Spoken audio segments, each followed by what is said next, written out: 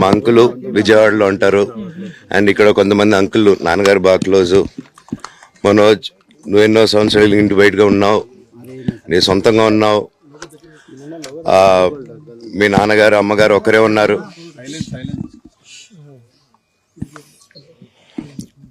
మీ నాన్నగారు అమ్మగారు ఒకరే ఉన్నారు.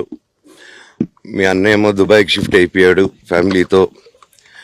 మీ వైఫ్ ప్రెగ్నెంట్గా ఉంది. తనకి తల్లిదండ్రులు లేరు. తనకి ఇప్పుడు మీ అమ్మ అవసరం ఉంది, పెద్దోళ్ళు అవసరం ఉంది. నువ్వు అక్కడే ఎలా చూసుకుంటావు అంటే, నాకు ఆ రోజు మా భార్య కూడా ఒకసారి వాళ్ళు అన్నీ చెప్తున్నారు కదా, ఎందుకండి ఒకసారి వినండి అంటే, సరేమ్మా నీకోసం వస్తాను అని చెప్పి మళ్ళీ తిరిగి రావడం జరిగింది. అండ్ నేను ఈరోజు నా గురించి ఆరోపణలు వేస్తున్నారంటే అది నేనేం చెప్పలేను. ఓన్లీ మీకు ఆధారాలు మాత్రమే చూపించగలుగుతాను.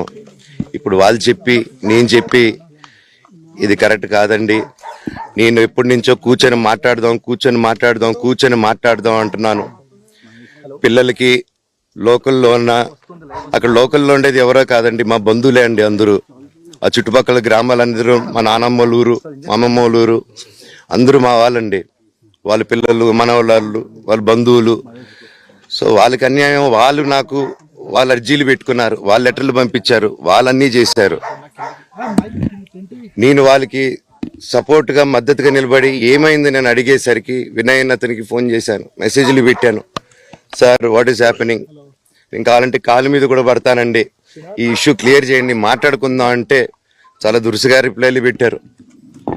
నేను ప్రతిదీ ఈరోజు సాయంత్రం 5:30కి ప్రెస్ మీట్ పెట్టి ఇన్నాళ్ళు ఆగానండి, ఇంకా ఆగలేను. ఈరోజు ఈవినింగ్ ప్రతిదీ చెప్పేస్తాను. ఆ రోజు నేను పోలీసు సపోర్ట్ అడిగినప్పుడు స్టేషన్కి 100కి ఎందుకు ఫోన్ చేశాను, ఆ 100 దగ్గర నుంచి నేను పర్మిషన్ ఇస్తున్నాను, నాకు ప్రాబ్లం లేదు,